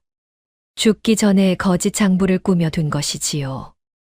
최만호는 한술 더 떠 거짓 증인까지 내세웠습니다. 미리 매수해둔 아전 며칠 불러 그 사본이 가짜라고 입을 맞추게 한 것이지요. 맞습니다. 어사또. 저 문서는 가짜입니다. 소인들이 증인입니다. 진짜 장부는 따로 있는데 저것은 박가가 거짓으로 베낀 것입니다. 상황이 묘하게 흘러갔습니다. 증거라곤 사본 하나뿐이었지요. 최만호 쪽에서 위조라 우기며 거짓 증인까지 되니 어사도 선뜻 판단하기 어려웠습니다. 분위기가 다시 최만호에게 유리하게 기우는 듯 했습니다. 바로 그 순간이었지요. 매 맞은 몸을 가까스로 일으킨 강 씨가 천천히 입을 열었습니다. 어사또, 또 하나의 증거가 있습니다. 이 늙은이가 압니다. 무엇이라? 그것이 무엇이냐? 제 아들 무열이가 관아 장부가 조작되기 전에 그 셈을 고스란히 베껴 둔 것이 있습니다. 제 집 부엌 항아리 밑에 숨겨 두었으니 사람을 보내 찾아보십시오. 어사가 즉시 역조를 강신의 집으로 보냈지요. 과연 부엌 묵은 곡식 항아리 밑바닥에서 무열이 베껴 둔 장부가 고스란히 나왔지요. 매일같이 사람이 드나드는 부엌 한복판이 아닙니까? 최만호의 그 숱한 수색에도 들키지 않았던 것입니다. 등잔 밑이 어둡다는 말 그대로였지요. 이것이 조작 전 진본의 셈을 그대로 베껴 둔 장부이옵니다. 그 장부가 어사 앞에 펼쳐졌습니다. 놀랍게도 그 숫자는 정도협이 가져온 시아버지의 사본과 똑 들어맞았지요. 서로 다른 두 사람이 따로 남긴 기록이었습니다.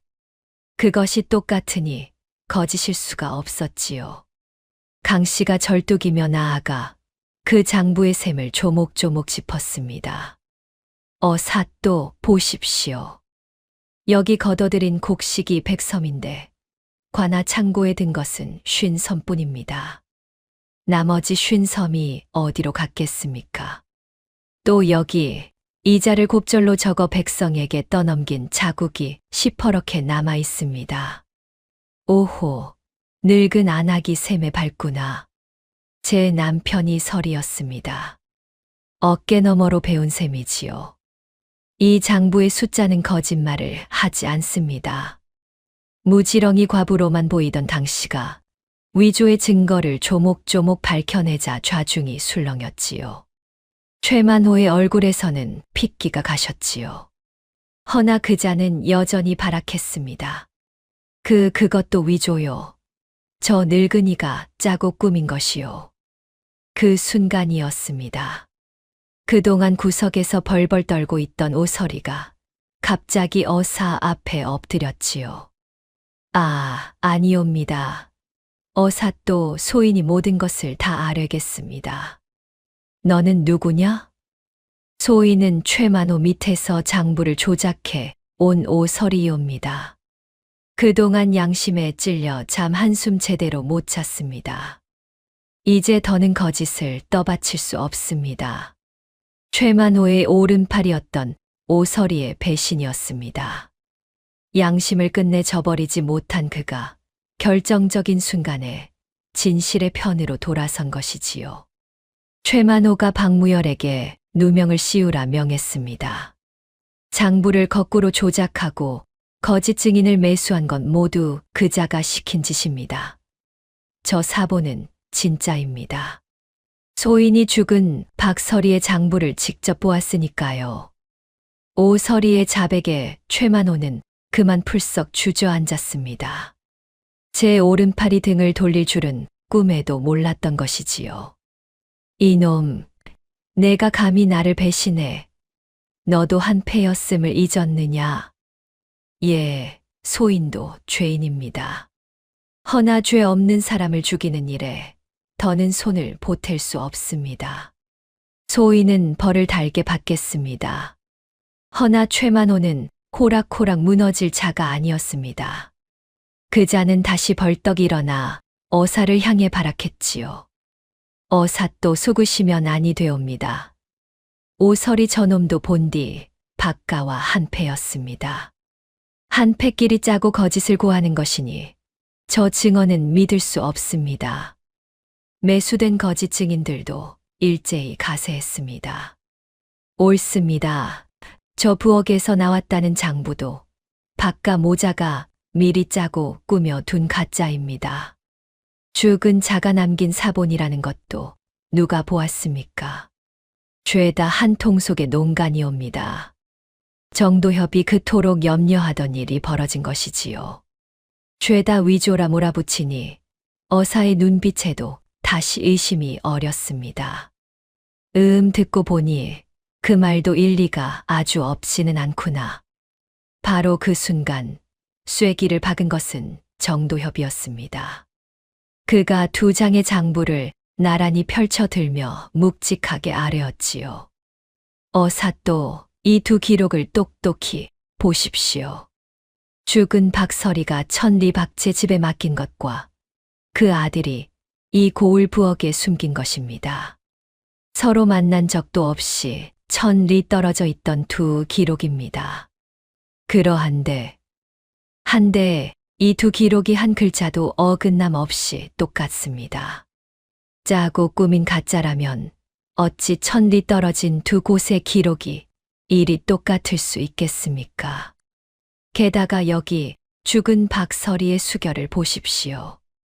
이 필체와 수결은 산자가 흉내낼 수 없는 것이옵니다. 정도협의 그 한마디에 좌중이 찬물을 끼얹은 듯 조용해졌습니다.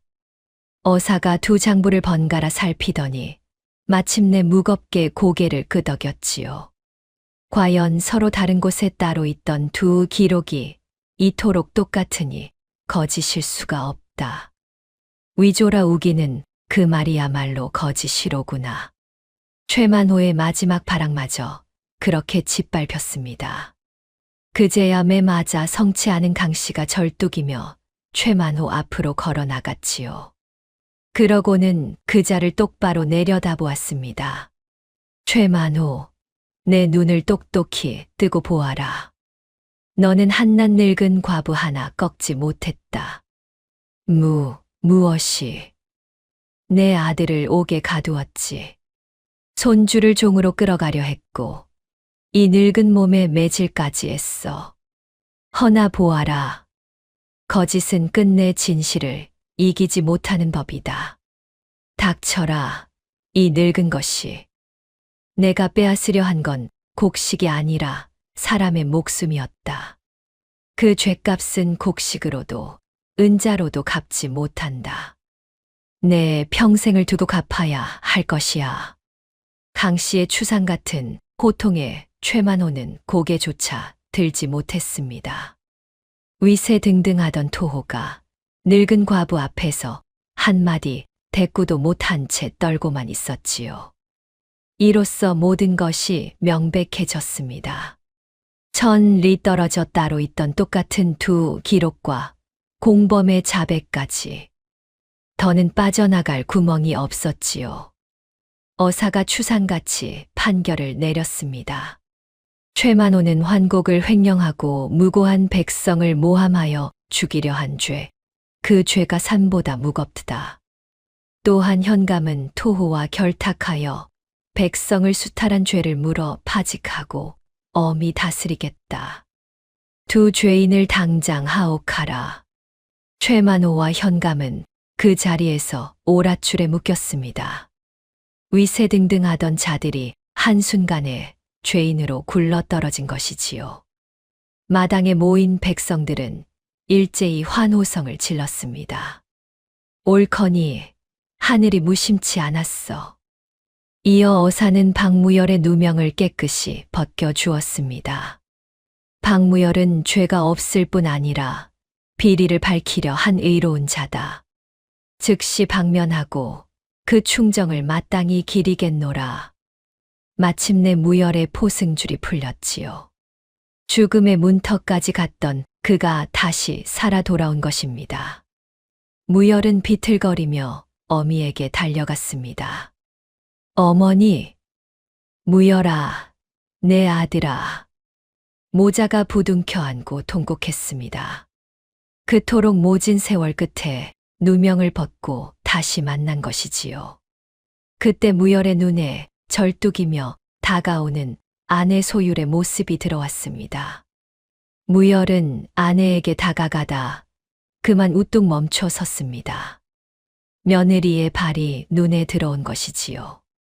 천리 길을 걸어온 그 발은 해지고 부르터 차마 눈 뜨고 보기 힘들었습니다. 성치 않은 다리는 더욱 야위어 있었지요. 임자, 이 발이 자네 다리가 어찌. 서방님, 저는 괜찮습니다. 이렇게 무사하시니 그것으로 되었습니다. 내 없는 동안 자네가 이 고생을 혼자 천리를 걸어 나를 살렸구나. 미안하네. 그리고 참으로 정말 고맙네. 무열은 아내의 해진 발을 부여잡고 오열했습니다. 소율도 참았던 눈물을 쏟아냈지요. 그 재회에 지켜보던 이들마저 코끝이 시큰해졌습니다. 그제야 모든 진실이 마을에 드러났습니다. 며느리는 자식을 버리고 도망친 것이 아니었지요. 옥에 갇힌 남편을 살리려 천리박 정도협을 찾아 목숨을 건 길을 떠났던 것입니다. 그 모진 헛소문들이 다 거짓이었음이 백일하에 밝혀졌지요. 핏덩이가 다른 사내에 씨라던 말도, 친정 빚을 떼먹었다는 소문도 모두 최만호가 박씨 집안을 짓밟으려 퍼뜨린 모함이었습니다. 그동안 강씨네를 손가락질하던 마을 사람들은 부끄러움에 고개를 들지 못했지요. 강씨, 우리가 잘못했네. 그 며느리를 그리 욕했으니 이제 와 무슨 면목으로. 정말 미안하오. 마을 사람들이 머리를 조아리며 사죄했습니다. 강씨는 그들을 탓하지 않았지요. 그저 며느리의 손을 꼭 잡으며 환하게 웃을 뿐이었습니다. 마침 점례 어멈이 갓난 복동을 품에 안고 달려왔습니다. 무열이 그 핏덩이를 받아 앉아 둘러선 마을 사람들이 저도 모르게 탄성을 질렀지요. 아이고, 저 임하며 콧날 좀 보게. 무열이를 쏙 빼다 박았네. 그러게. 영락 없는 박씨 핏줄이 구먼. 남의 씨라니 그게 다 누구 입에서 나온 거짓말인고. 복동의 얼굴은 누가 보아도 제 아비를 빼닮아 있었습니다. 다른 사내의 씨라던 그 흉악한 소문도 갓난 것의 얼굴 하나로 단번에 깨져 버렸지요. 어미를 알아본 복동이 손을 뻗으며 울음을 터뜨렸습니다. 새아가 어서 복동이를 안아주거라. 이 어미가 내 손주를 잘 지켰단다. 어머님 복동아, 복동아, 이 어미가 왔다. 소율은 갓난 아들을 끌어안고 하염없이 울었습니다. 온 식구가 다시 한자리에 모인 것이지요. 옥에 갇혔던 아들도, 천리를 떠돌던 며느리도, 죽을 뻔한 손주도 모두 무사히 한 품에 안겼습니다. 세월이 흘러 박씨 집안은 다시 일어섰습니다. 무열은 그 의로움을 인정받아 마을 일을 맡아보게 되었고, 환곡은 백성을 살리는 본래의 모습을 되찾았지요. 며느리 소율의 효심은 인근 고을까지 칭송이 자자했습니다. 자식을 버린 모진 며느리라던 그 손가락질은 어느새 목숨 걸고 집안을 구한 효부라는 칭송으로 바뀌어 있었지요. 양심을 되찾아 진실을 밝힌 오설이는 죄를 뉘우친 점이 참작되어 가벼운 벌을 받았습니다. 그는 뒷날 강씨네를 찾아와 깊이 사죄했지요. 늦게나마 바른 길로 돌아서게 되어 다행입니다. 부디 용서해 주십시오. 이미 지난 일이네. 자네가 나서 주지 않았다면 우리 무열이는 누명을 못 벗었을 게야. 고맙네. 강 씨는 그를 탓하지 않았습니다. 오히려 그 손을 따뜻이 잡아주었지요. 오설이는 거듭 머리를 조아렸습니다. 어느 따뜻한 봄날이었습니다. 강 씨는 마을 어귀에 서 있었지요. 바로 그 자리, 한밤중에 홀로 며느리를 떠나보내며 옅은 미소를 짓던 그 어귀였습니다. 허나 이번에는 홀로가 아니었지요. 곁에는 아들 무열과 며느리 소율, 그리고 무럭무럭 자란 복동이 함께 서 있었습니다. 강 씨는 문득 죽은 남편의 말을 떠올렸습니다. 여보, 이제야 알겠소. 울어야 할 때 웃을 줄 알아야 집안을 지킨다던 그 말. 무슨 말씀이세요, 어머님? 아니다. 그저 내 시아버지 생각이 나서 그런다. 그날 한밤중 며느리를 떠나보내며 강 씨가 지었던 그 미소. 그것은 슬픔을 모르는 미소가 아니었습니다. 울고 싶을 만큼 두려웠지만 며느리를 믿었기에 지어 보인 미소였지요. 울어야 할 때 웃을 줄 알았기에 강 씨는 끝내 이 집안을 지켜낸 것입니다. 어머님, 무슨 좋은 일이 있으세요? 그리 환하게 웃으시니. 좋은 일이고 말고 우리 식구가 이렇게 다 모여 있질 않느냐. 이보다 더한 복이 어디 있겠느냐. 강 씨는 손주를 안고 활짝 웃었습니다. 이번에는 두려움도 슬픔도 없는 오직 기쁨으로 가득 찬 웃음이었지요. 가난골 어귀의 봄바람이 따뜻하게 불어왔습니다. 그 바람결에 한 가족의 웃음소리가 오래도록 퍼져나갔습니다. 다음 영상을 빠르게 만나보시려면 좋아요와 구독을 눌러주세요. 지금 화면에 나오는 더 재미있는 영상들도 함께 해주세요. 그럼 모두 행복한 하루 보내세요. 감사합니다.